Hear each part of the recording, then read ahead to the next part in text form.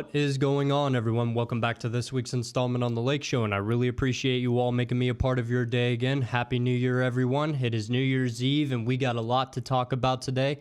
Last week, I talked about the college football playoff, the first round, and the results of the first round. I went on a big tangent about the entire first round in general, and just overall how I feel the college football playoff is for the consumers and is for the sport in general. And I had a lot to say about that last week. So we're going to continue on today with the college football playoff. We're going to start off with that today, and then we're going to get into the nitty-gritty of the NFL as the final week approaches and playoff seedings are not completely set yet. There's a lot of scenarios that can happen and a lot of turmoil that can happen. And as you all know, I'm a Bucked Up ambassador, so use promo code SHOW32, get yourself 20% off any and all pre-workout orders at buckedup.com. So without hesitating anymore, I wanted to start with a little something different today. So as you all know, before I started my full-blown sports talk show, before the Lake Show was a sports talk show, I talked a lot about mental health on my channel. That was realistically what my channel was in its early stages about nearly 2 years ago. That's what I designed the channel to be. Now, certain things happen, and, this channel grew into a full-blown sports talk show. And I've always been a big advocate for gazing back in the rearview mirror in life just for reference to how you want to live your life going forward. It's important not to stay back there.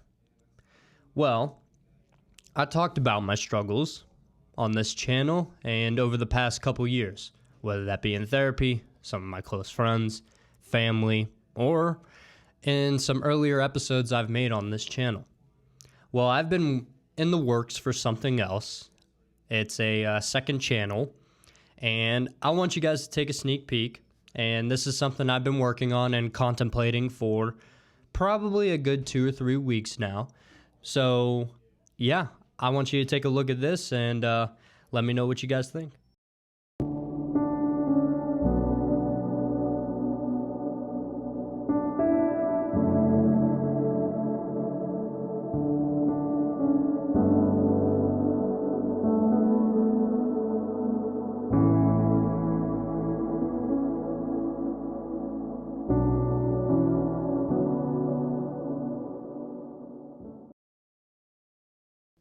That will be my second channel coming out in early 2025 called Renewed Hearts. Now, this channel is going to be fully dedicated to talking about Scripture, talking about the Bible, and talking about Jesus, and really how Jesus is the reason I am here today. And he is the reason that I was able to turn my life around from such turmoil, such disaster.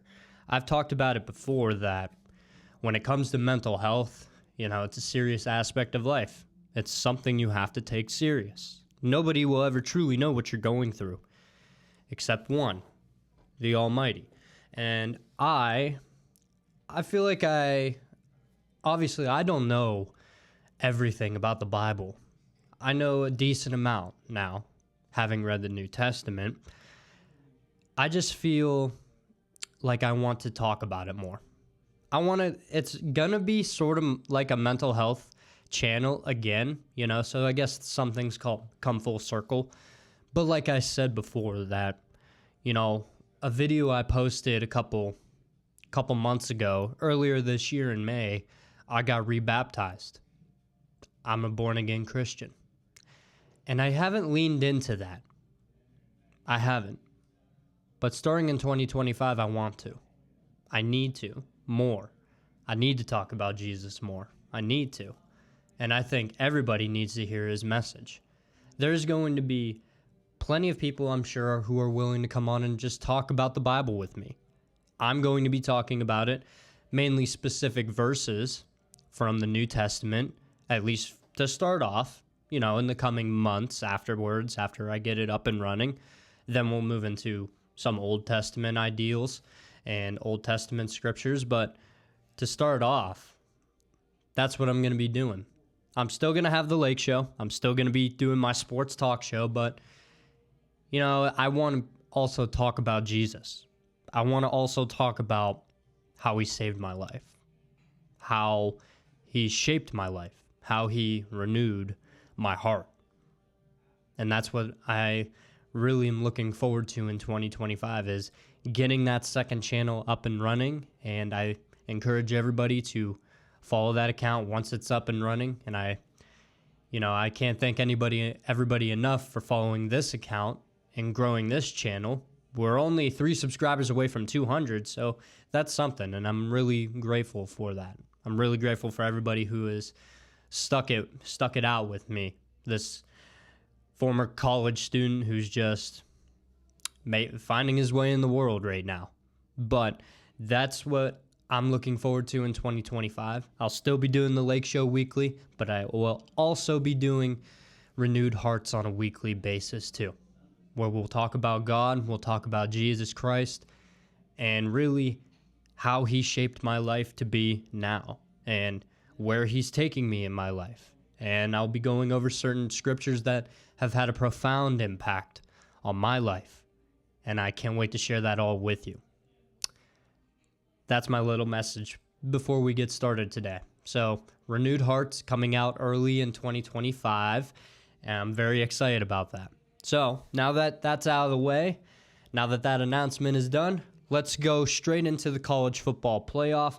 We got the quarterfinals on December 31st and January 1st, December 31st being today, and we got one game today, and we're going to talk about it, the Verbo Fiesta Bowl with 6th-seeded Penn State going up against 3rd-seeded Boise State. Now, how do I feel like this game is going to turn out? As much as I love the Cinderella story of Boise State, as much as I love Ashton Jeanty, and as much as I love that run game from Boise State, I don't think they have the firepower necessary to keep it competitive with Penn State. Maybe competitive isn't the right word, but right now Penn State's favored by 11.5. That's an absurd margin. An absurd margin. The only one that's worse is Texas, Arizona State, but we'll get to that in a little bit. But as far as Boise State and Penn State's defense, if they play the same way that they played against SMU in the first round of the playoff, they'll roll all over Boise State. Penn State's defense is the real deal. Do I trust Penn State's offense? Not necessarily. I still haven't trusted Penn State's offense, and I'm surprised they even showed up in the Big Ten championship game against Oregon a couple weeks ago. But looking at this Boise State team, it's Ashton Jeanty and then everybody else. That's the reality of Boise State right now. Now, Boise State, I think they can make it competitive. They're going to lean heavy in the run game. I wouldn't be surprised whatsoever if Ashton Jeanty gets like 25 to 30 touches this game or 25 to 30 carries. I would not be shocked whatsoever. And why wouldn't you? You have a 2,000-yard rusher, probably one of the best college football running backs we've ever seen, only give or take 130 yards away from breaking Barry Sanders' all-time record. I believe it's around that. Can Ashton Jeanty do it? Yeah, I believe he can. But this Penn State defense it's the real deal. It's actually a legit defense. This isn't a Mountain West team. And again, I'm one of the people that wasn't throwing shade against Boise State to begin with because they were in the Mountain West, but that was mainly because of Ashton Jeanty in the Heisman race. As an overall team, do I think they are the 3rd best team in college football? No, not even close. They may crack my top 12, but they probably wouldn't be higher than 10. At least in my opinion, but that's what you guys signed up for, is my opinions, my hot takes. So looking at the Penn State offense, I really don't trust Drew Aller that much. I really don't at all. But when it comes to the Boise State defense, being so used to, Mountain West competition. Now I'll give credit where credit's due. Boise State nearly beat the number 1 team in the country in Oregon at the very beginning of the season. But obviously we are light years ahead of where we were in week 2. So overall, as much as I don't trust the Penn State offense, they didn't really have to do too much against SMU to advance to play Boise State. I'm still going to take Penn State. I would swallow the points. I wouldn't. I think an 11.5-point spread is too much for this Boise State team and for this offensive line and run game. I still think Penn State wins, but I'll take them to win 28-20. I think Boise State covers that 11.5-point spread. All right, now we're going on to the New Year's Day games. The New Year's Day games for tomorrow, we got at 1 o'clock, the 1 o'clock window, we got the Chick-fil-A Peach Bowl with the 5th-seeded Texas Longhorns going up against the 4th-seeded Arizona State Sun Devils. Realistically, same deal when it comes to Arizona State and Texas as the same as Boise State and Penn State. When I look at this, Texas is a 12.5-point favorite right now, at least according to ESPN, that I have brought up right now on my screen. Okay, Arizona State's a good story. I don't think they're a great. It's a great story. They're not a great team. They have one great player, Cam Skattebo, who's actually probably going to be a good player in the NFL, along with, it's like an Ashton Genty situation with Boise State. So Arizona State going up against Texas seems very familiar when it comes to Boise State going to Penn State. They both got, Arizona State and Boise State, they both got great running backs, great NFL running backs on the roster, and not much else. At least for the standards that Texas, the Ohio States of the world, the Texas of the world, the Georgias of the world, at least according to those standards, that's all Boise State and Arizona State have, is their all-star running backs. My big concern is for Texas not losing this game. I don't think Texas is going to lose. 12.5 seems a little bit much, but I'm more comfortable taking Texas to win this, by a convincing fashion over Penn State, just because Texas's defense is the real deal and actually legit. I'd say it's more legit than Penn State. No shade to the Penn State defense at all, because they're a great defense too. But looking at this, Texas is a 12.5-point favorite right now. I'm going to take Texas probably 38-17. That sort of kind of game. I think Texas rolls Arizona State. I think Cam Skattebo will get his. But I think the Texas defense is going to hold up in the trenches for the most part. Skattebo might have a hard time running against this Texas defensive line. I'm not really worried about the Texas offense, except Quinn Ewers. I've been on a tangent about him for a while now. The same with Carson Beck. I don't think I've trashed more quarterbacks this year than Carson Beck from Georgia and Quinn Ewers from Texas. I don't think I've trashed anybody more than those two guys. But Quinn Ewers, if he can avoid turnovers and untimely turnovers, Texas will win this game convincingly. But if Quinn Ewers starts to turn the ball over and be careless with the football, then Arizona State will have life. But I still think Texas is going to handle business. I don't think that Quinn Ewers is going to show up. I think the better version of Quinn Ewers will show up. Mix in a little Arch Manning here and there. I think Texas wins 38-17. I think this is going to be a blowout. Whereas I think Boise State has a better shot to beat Penn State, Arizona State. There really isn't. I don't see a scenario where they can beat Texas. I don't think they can. All right, the 5 o'clock game. We got the infamous Rose Bowl game. We got the 8th-seeded Ohio State Buckeyes going up against the number 1 team in America, the Oregon Ducks, the rematch from earlier in October this season. Now, Ohio State's favored by 2.5 right now. At least when I have this college football playoff bracket up on ESPN, it says in the top corner of the game of who's favored and by how much. Right now, Ohio State's a 2.5-point favorite. I don't like that. I kind of like that number because the way Ohio State played last week against Tennessee, I think Ohio State's going to win this game. I think it's going to be another close game, though. I talked about it last week that Oregon might be the most well-rounded team in college football, but the way Ohio State is playing, if they can play exactly like how they played against Tennessee, whooping them 42-17, I have no reason to believe that Ohio State can't beat Oregon in this matchup. And personally, I'm going to take Ohio State to win 34-31. I don't feel good about it because this is one of the biggest toss-ups I can possibly think of when it comes to a college football playoff game right now. But I think this is going to be a good game, a great game, but I think Ohio State gets the victory in the end.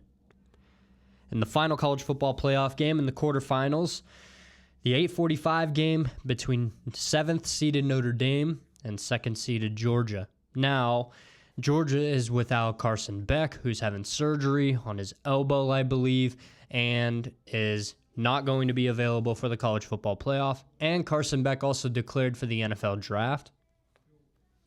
Okay, we'll talk about the draft a little bit. But when it comes to Notre Dame and Georgia, Georgia's favored by 1.5 right now. I think that's a good number, but I also think Notre Dame's going to win this game. I do. We saw Gunnar Stockton do pretty well against Texas in the SEC title game, but now there's film out there on Gunnar Stockton. Notre Dame has a legit defense, absolutely legit. So does Georgia. But who do I trust more? Riley Leonard from Notre Dame or Gunnar Stockton from Georgia? I'm going to lean on Notre Dame. I think this is a 21-17 game. I'm going to take the 7th-seeded Notre Dame Fighting Irish to upset number 2 Georgia. And that's our college football playoff quarterfinals, starting today with Penn State and Boise State, moving into tomorrow with Texas, Arizona State, Ohio State, Oregon, and Notre Dame, Georgia. So based off my predictions, I have the semifinals, the Goodyear Cotton Bowl Classic, being Texas against Ohio State, and I have the Capital One Orange Bowl being Notre Dame against Penn State. That should be a very interesting time. That should be a very interesting playoff. All right, we're going to move on to something else real quick about the NFL draft. We're going to talk about the NFL draft real quick. So the Giants upset the Colts 2 days ago on Sunday. Drew Lock throwing for over 300 yards and 4 touchdowns. Since when in the world did Drew Lock have that much talent? And congratulations, Giants, you just screwed your own tank. They had basically the number 1 overall pick secured. Now, right, the updated draft order right now. Here's the top 5. The New England Patriots at 1, Tennessee Titans at 2, Cleveland at 3, the Giants dropped to 4, and then rounded off with Jacksonville at 5.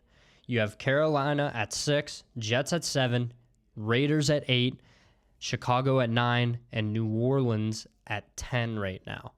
So this is the draft order, and the Giants, because they beat the Colts in unreal fashion, I might add, shout out to you, Drew Lock, they drop in the draft order now.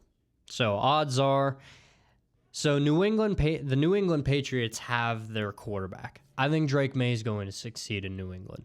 I was one to say that he's going to be a bust, and he still very might well be, but because they already drafted him last year, there's no reason to believe New England's going to take another quarterback this draft, because there's Shedeur Sanders and Cam Ward, the 2 surefire first-round draft pick quarterbacks who are more than likely both going in the top 5.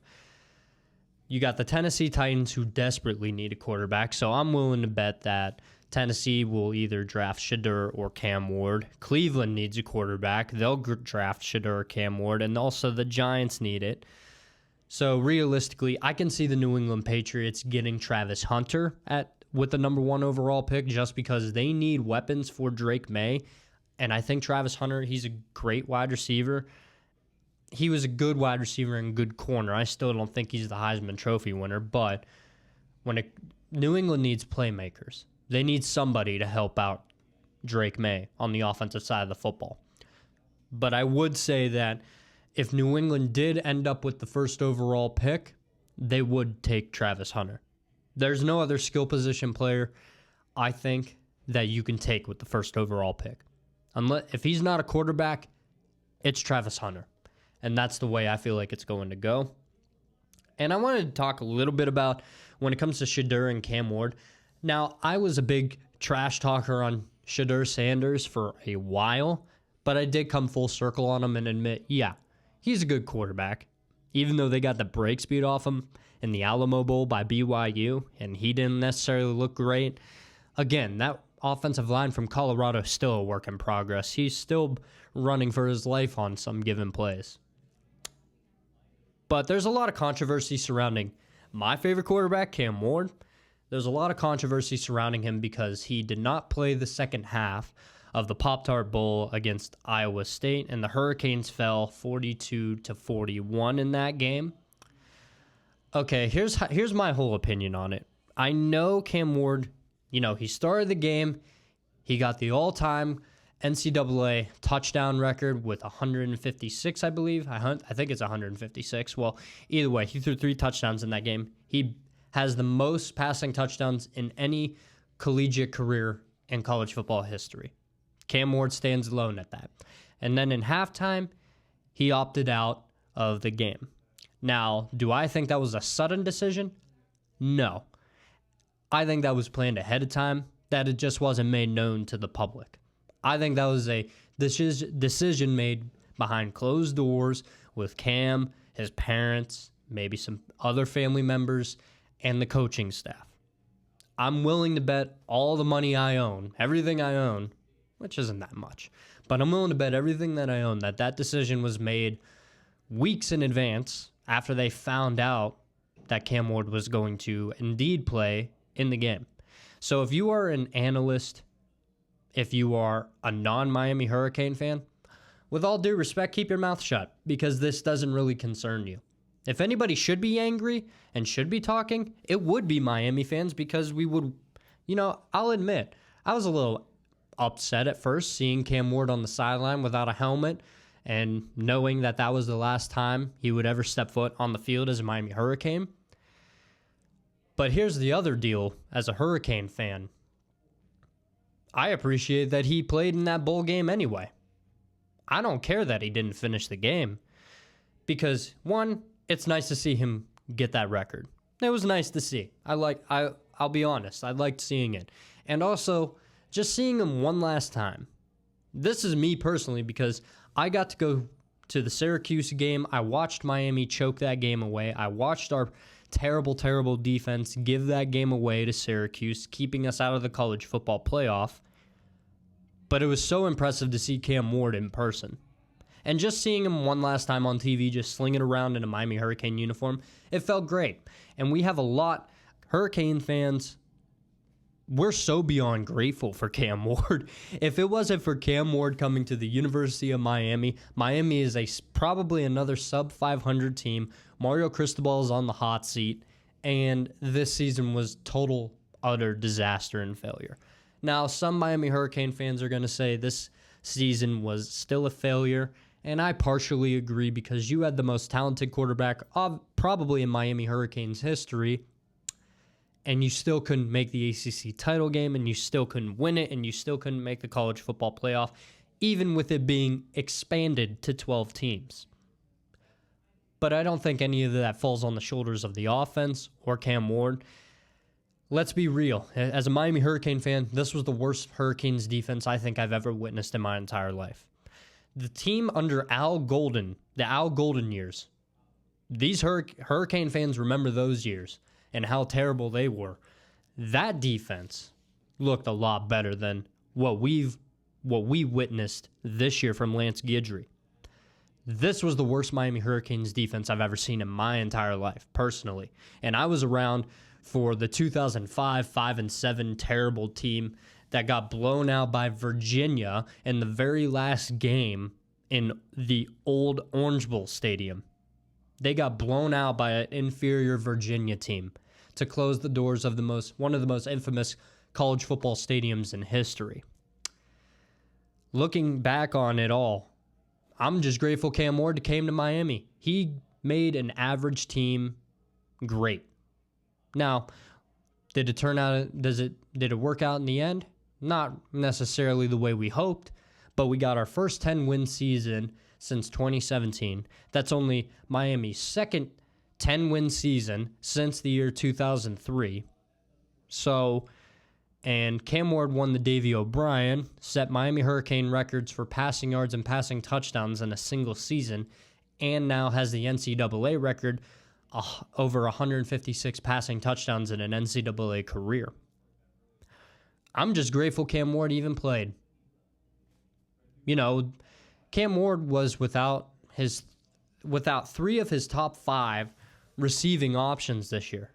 Xavier Restrepo opted out. Isaiah Horton hit the portal. Sam Brown, I have no clue where he was at. And the fact that Cam Ward had all these backups in and was still slinging the rock around, you know what kind of player he is. I think he's the best quarterback in college football still. At least he was. And now he'll be one of the top quarterbacks taken off the board in the NFL draft. But yeah, I think that scrutiny for Cam Ward to sit out the second half, I understand the scrutiny, but at the same time, he's got millions of dollars on the line. I know he's getting paid in college. I know that's a reality now in college football, but these bowl games, let's be honest, they don't really matter. They don't. It's a good way to see what you got going forward for next season. And I'll tell you right now, as a Miami Hurricane fan, if you walk Emory Williams out as QB1 come September against Notre Dame in Hard Rock Stadium, we're in for a long season. If Emory Williams, and I love Emory Williams, he showed a lot of heart, he plays hard, and last year, when he got injured against Florida State, possibly he could have possibly been QB1. I don't have faith in him I don't have that kind of confidence in his ability to see the defense. He just throws the ball willy-nilly. If you walk Emory Williams out, week 1 starter against Notre Dame next year, I think it's going to be a long season for the Hurricanes.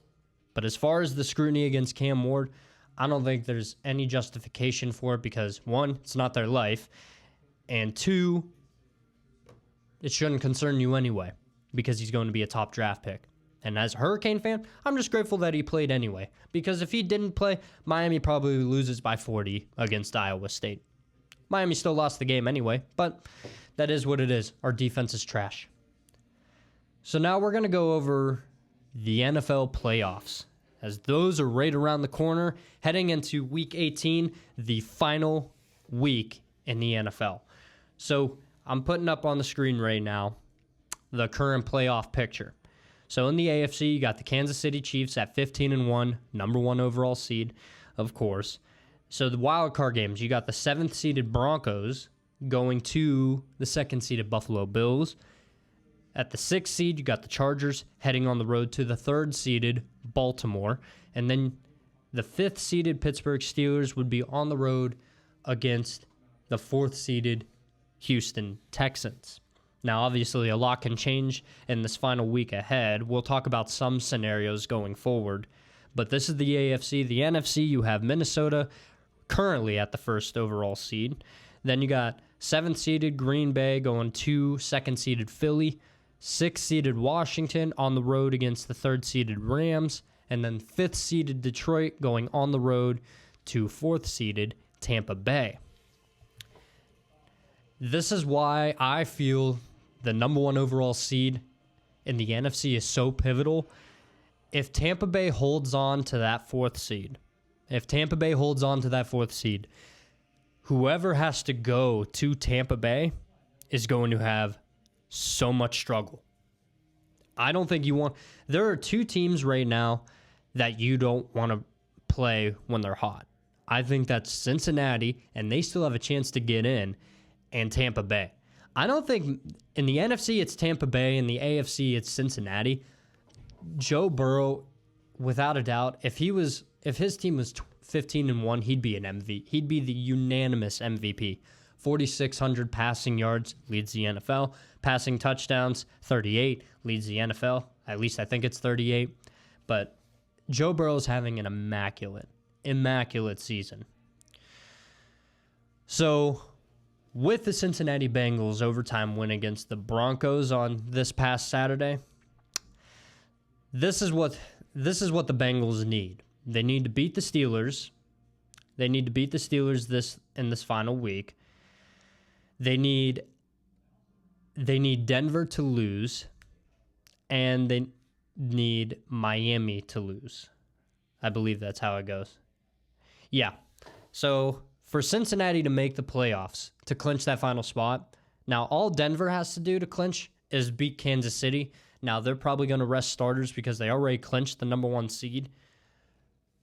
But we saw Bo Nix and Denver almost beat Kansas City with Patrick Mahomes.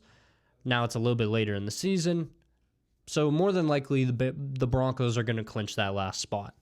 But for the Bengals, they would need the Denver Broncos to lose. They would need the Miami Dolphins to lose.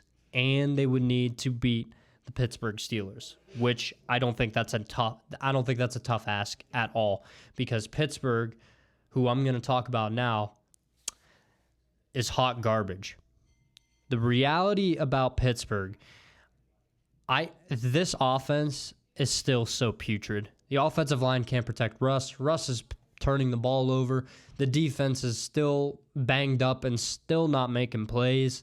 You know, Pittsburgh's going to drop their last 4 games, drop to 10-7. I knew this was going to happen. We're going to drop to 10-7. We're going to go, you know, if we play Houston in the playoffs, I think I can legitimately see Pittsburgh beating Houston. Houston doesn't look good at all. But if Pittsburgh has to, this looks like a one-and-done Pittsburgh team yet again, and they're trapped in purgatory when it comes to quarterback play. Russell Wilson's not bad enough to let go unless you feel Justin Fields is ready and can take over fully for Russell Wilson.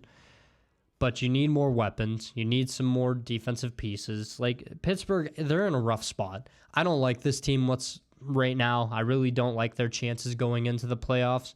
We'll see how it turns out. But for that number 1 overall seed and the NFC North, this is the true game of the week next week. All eyes will be on Detroit and Minnesota. The winner of that game wins the NFC North and clinches the first overall seed in the NFC. So we're going to see, does the NFC have to run through Minnesota, or will the NFC have to run through Detroit? I think it's more imperative that Detroit gets it because home field advantage will help them out immensely due to how many injuries they've had this year. I mean, they're really riddled with injuries, so we'll see how it goes, but the Lions against the Vikings to decide the NFC North title and to decide the first overall seed in the NFC playoffs, in the NFL playoffs and the NFC. So I think we're in for a wild finish, and I can't wait to talk about it all next week. And that's going to wrap it up this week on The Lake Show, everyone. I really appreciate you all making me a part of your day, and Happy New Year. It's been a blessing this year to do this more, and I really appreciate you all, subscribing and liking the channel and continuing to support me as I grow on YouTube and continue just to strive for greatness. And I give all that praise to my Lord and Savior, Jesus Christ. He's the reason I am here today. And Renewed Hearts coming out early in January in 2025. Man, I can't wait to start sharing that with you guys. Be sure to like, subscribe, share with your friends, leave some comments down below. I'm your host, Dominic Lako. Happy New Year. God bless. I love the chase and the hunt, and I set the pace when I'm running. I always take what I want, and I always give it 100. Don't need a bank, no, I'm funded. Play the game like it's nothing. I'm always thankful for something. Don't take for granted, stay humble. Now wake up! It's time to look at the enemy. Look in the mirror if he is no friend to me. It's not working out, maybe it's